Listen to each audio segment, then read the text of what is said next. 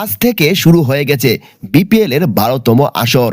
আর উদ্বোধনী ম্যাচে মুখোমুখি হয় সিলেট টাইটান্স ও রাজশাহী ওয়ারিয়র্স। আর বিপিএল এর প্রথম ম্যাচেই সিলেট রানের পাহাড় গড়ল। হ্যাঁ দর্শক, এটাই বাস্তব।